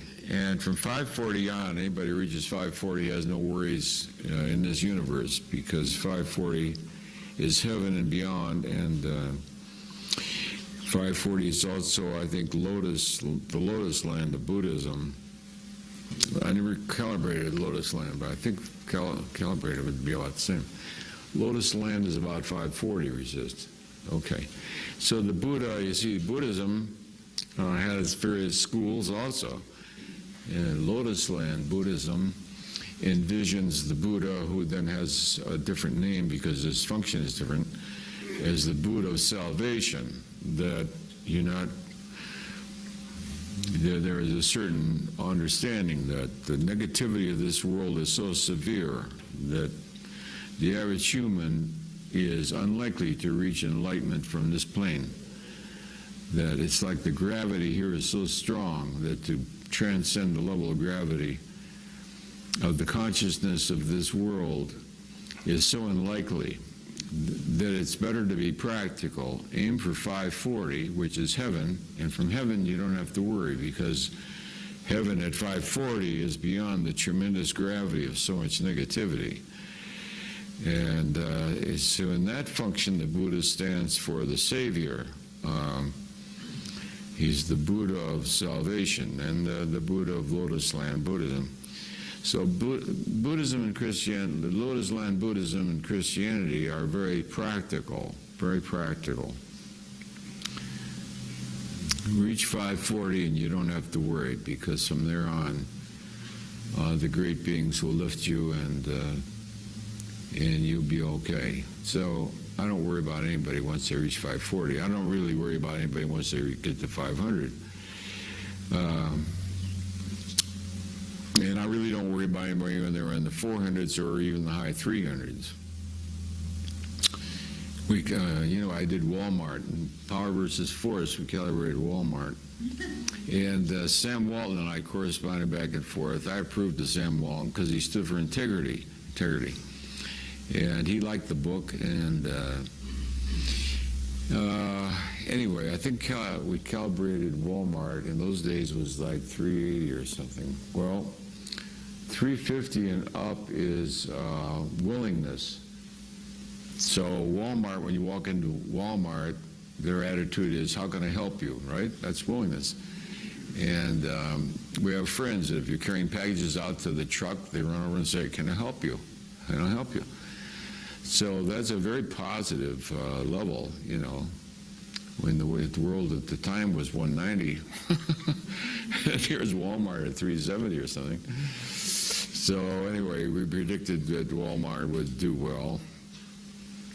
And but 2 weeks ago, I think it was announced, Walmart has become the largest, most successful corporation in the world, in the entire world. So 350 or 360 is a lot different than Enron. To be helpful, to be integrous, to give you a good product, made in America, all those things are integrous. So I just thought it was interesting in '95 because I calibrated Walmart. I think it must have been in '94 because I did Power versus Force in '95. In '94, we already knew that Walmart was going to do well. So integrity in the long run takes you a long way. This question was about blood pressure. We wandered off the subject. The Course in Miracles, I think, is based on, what we were talking about this morning. In other words, to let go of a positionality which creates a duality which puts you in good versus evil and puts you into a polarized, dualistic belief system. So the Course in Miracles is designed to transcend that belief system, take you out of perception to a non-judgmentalism. All right, non-judgmentalism. So the Course in Miracles then is based on forgiveness. In order to forgive, you have to have already made a judgment. To have made a judgment, you've had to adopt a positionality. So our purpose this morning is in a way the same as the Course in Miracles, to transcend positionality, stop seeing it as good and evil. We don't have to hate Bin Laden. We don't have to hate dinosaurs. Don't have to hate them. I wouldn't hang out with them, though, because I'll eat you alive. But it doesn't mean you have to become stupid. It just means that you have to comprehend that which you experience from a different context. And spiritual work is really one of identifying with a more and more diffuse context, getting away from the specifics of content. We're going to do a lecture later on meditative techniques, and there's a meditative technique in which one focuses primarily on peripheral vision, which anybody can do. It's working in the same direction as the Course in Miracles or consciousness research such as we're doing. As you walk about the world, instead of focusing on the content and the itty-bitty nitty-gritties, you focus on the context, the overall space in which you are, the overall space and the intention for which you're in this space. In other words, you identify with the context out of which life arises, and then, of course, at this moment is taking this form, but your identification becomes progressively less with this body and this table and this particular audience, and it eventually takes you to existence itself. So as you let go, identifying with and focusing on content, you realize that you are the context. You thought you were the content, and you realize, oh, I'm the context in which it's all happening. I'm the theater. I thought I was the play. Oh, you're not the play, you're the theater. So constantly expanding context means then you're less and less vulnerable to what people say and do because they're more like in a movie, you see? This actor says this, and this actor says this. And there's no point in taking it personally because it's all just happening in a movie and it has nothing to do with you, because that which you are is the context, the awareness, and not the content. You're not the content. So the less you identify yourself as this thing here, saying this thing here, you're more the witness of what's happening. You're the witness. So you're the witness of what's happening in the Middle East. You don't have to make it right or wrong. You don't have to feel bad about it. You don't have to try and change it. Ramana Maharshi, who is well known to probably many of you here, has said there's no point to try to change the world because the world you see is just a perceptual illusion. There's nothing that needs changing. If the world is one big, huge karmic unity, then what is it you're going to do that's going to change all that? As General Powell just discovered. I could have saved him the bus fare to begin with. Well, I'm sure he knew that too. But anyway, he went through the motions because otherwise we don't look like we're for peace, you know, all the BS that goes on. So it looked like we're for peace, he's got to go through the actions and all. They don't want peace anymore than the man on the moon, you know. Why would they want peace? I mean, their whole life is war. So, the Palestinians, as a people, want peace. Resist. The Palestinians, the Israelis, the people want peace. Resist. The politicians involved want peace. Resist. Okay, politicians don't want peace. So you send a politician to talk to politicians who don't want peace to go for peace, and they don't like Wheaties. And selling to some Wheaties, they've already made up their mind they don't want any Wheaties. All right, so is that right or wrong? Neither one. Is it something we should desire or not desire? Neither one. Ramana Maharshi says, the world you see is a projection of the ego, which is what we're seeing this morning.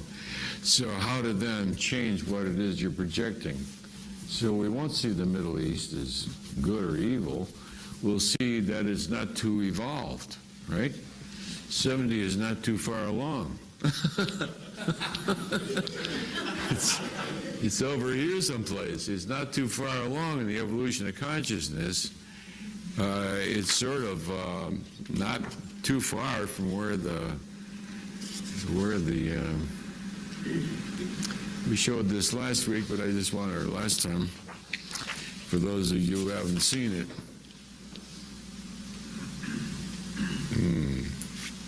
All right, that's the next one. So you see, where is this thing? Population percentage. Wow. Oh, the world specified. I see. Where's 70? Oh, golly. Way over here. Wow. So it's a pretty dark place to be, right? The dark place to be. That's all.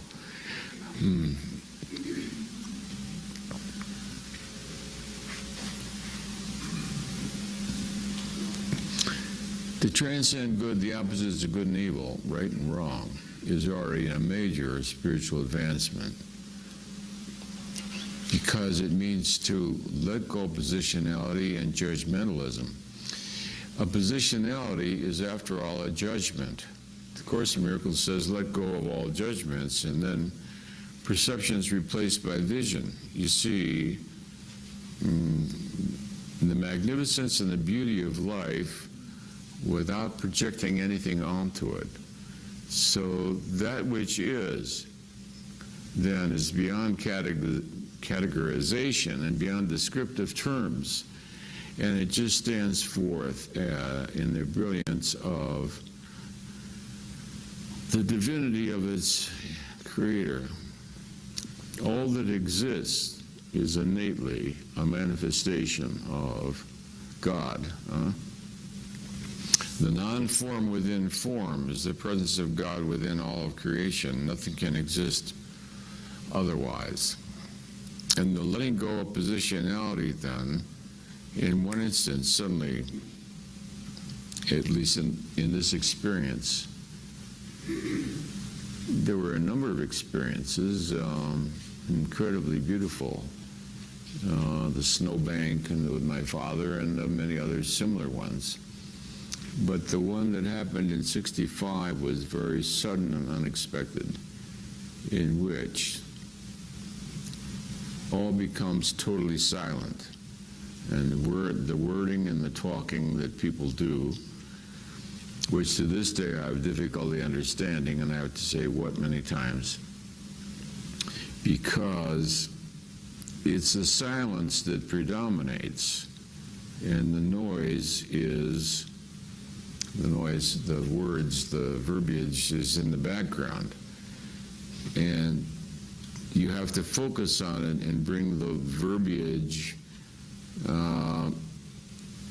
in across the silence. In ordinary life, sound predominates. People don't notice silence because they're hearing the birds and the talking and the movie going on, and their focus is on the sound. But you understand you cannot hear sound except against a background of silence.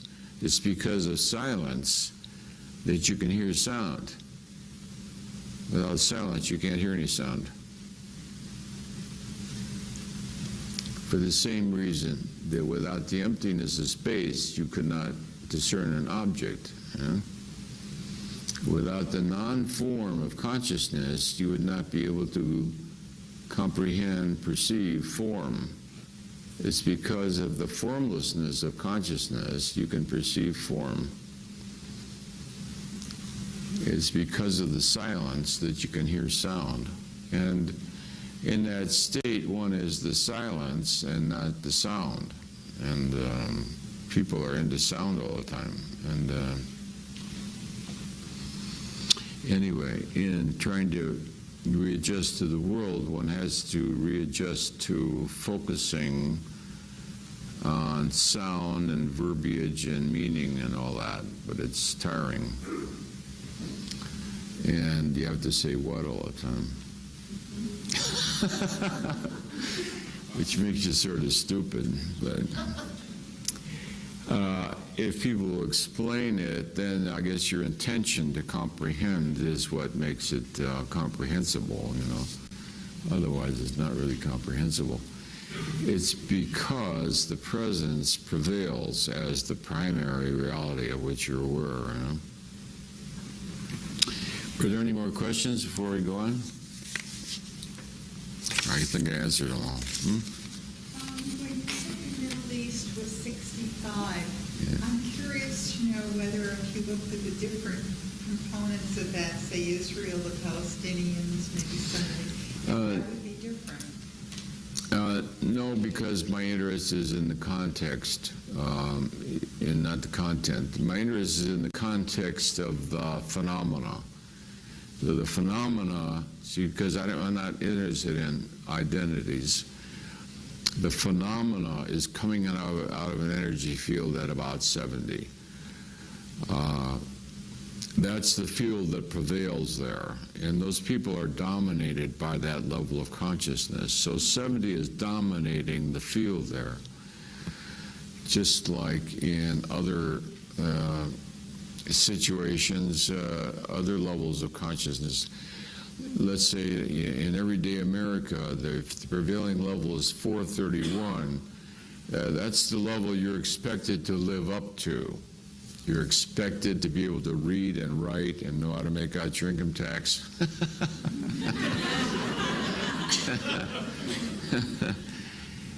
Because so the expectation of our world is 431. Intelligence, education, vocabulary, responsibility, reasonable degree of mathematics. You're supposed to know how to work a VCR. You're not supposed to have your light thing blinking on your VCR. 70, those people are expected to be that way, and you know how people live up to what is expected of them. So at 70, their society is expecting this. Their politicians are presenting that as the ideal, just as Stalin presented the ideals of Lenin as an ideal for their society, and everybody then tries to live up to that ideal due to sort of mob psychology, you know. I think they expect themselves and each other to behave in that manner. The world of the spleen is tit for tat, this for that, and getting even. So every night's headline is they killed 12 on this side, and then the next day they killed 12 to get even, and then they killed 12 to get even, and so the expectation then is sort of that the schoolyard boys in a fight, you're not going to let them get away with that, are you? So you've got to punch them back, otherwise you look like a coward. So you're more or less almost forced into a fight that you don't believe in, because prevailing social pressure is that you need to continue to fight. Fighting is part of the energy field 70, yes? Could you repeat what you said at the beginning about, I think you said there were 3 different elements you needed in order to make the kinesiology testing work? About consciousness level of the person? Well, all we said was that the conscious level of the participants or the person who's doing it by themselves has to be over 200, has to be integrous. And the intention of the question has to be integrous. Sometimes I refuse certain questions because I get what the intention is behind the question. And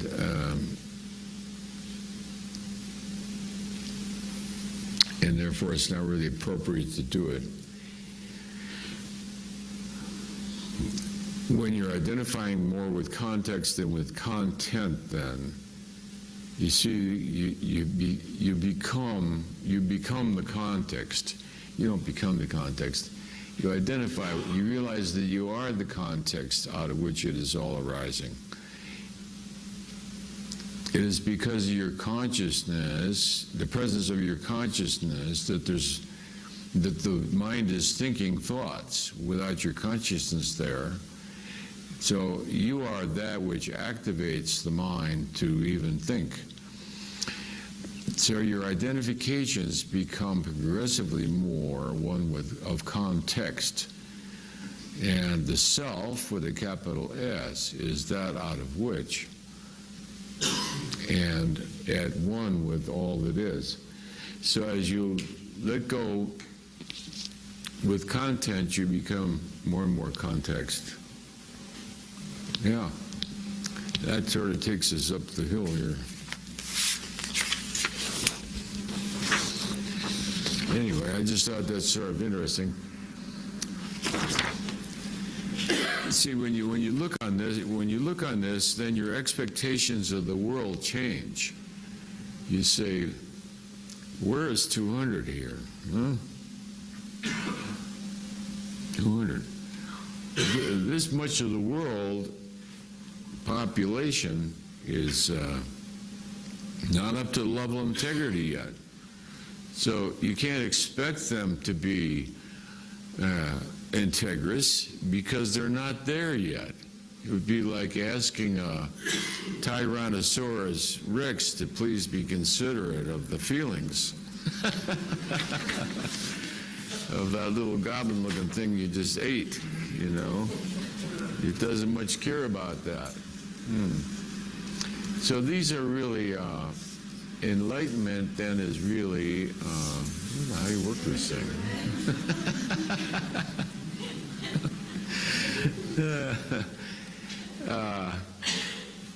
Divinity and all the levels of enlightenment and sages and enlightened beings and Buddhas and Christs and Krishnas and all you're talking about is what the person knows as what or who they are. Huh? Enlightenment is 600. So when we go up that low levels of consciousness, one goes up through lovingness, the willingness to surrender, judgmentalism, to get to 540, which is unconditional love. Unconditional means you've got to let go right and wrong. And begin to see that it's not appropriate, it's irrelevant. That's done in 12-step groups all the time. And I use an example. The guy runs over 3 people, burns down a house, and goes to a meeting next day, and they say, "George, we're sure glad to see you here. You sure belong here." That's all they care, is that he's at a meeting where he needs to be. All right, so it means the willingness to forego judgmentalism. The way you transcend judgmentalism is the willingness to forego it. How can you forego it? You can forego it because you see it's irrelevant. It's irrelevant. It's irrelevant. If a dog is biting your ankle, it's irrelevant whether the dog is a bad dog or not. He's biting your ankle. You know what I'm saying? This is not the time to hang out and decide whether he's a good or a bad dog, you see? Whether what goes on in the Middle East is good or bad is irrelevant. It's relevant. It's irrelevant. So it's really that you transcend judgmentalism because you see it's irrelevant. It's a so what. So the way you transcend right and wrong and judgmentalism is you see that it's just a so what. I mean, so what? You know what I mean? The guy was wrong when he did so-and-so. Well, so what? So he was wrong. So big deal. In other words, one gives up the trying to juice it. Huh? See, what people do with right and wrong is they want to juice it. The people like judgmentalism and right and wrongness and morality because you get to be on the good side and you can juice it. You hate to say that you're better than they are, but you know it. See? I hate to tell you you're wrong, brother, but you know you're wrong, you know. To be polite, you don't say it, but you know it. He's a creep. You know, there's a creep.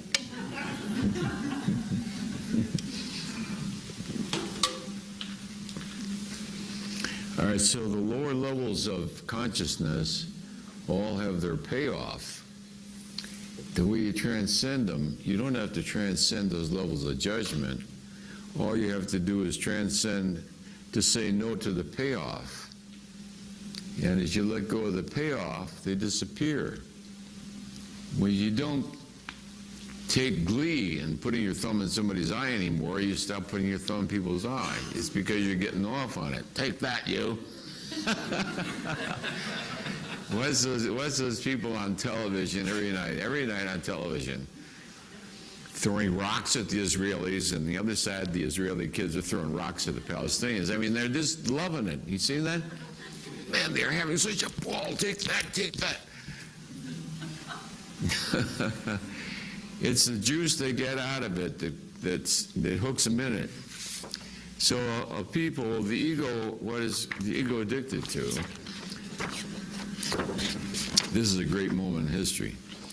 The ego is addicted to the juice it gets out of its positionalities. That's what keeps it in place. It gets off on it.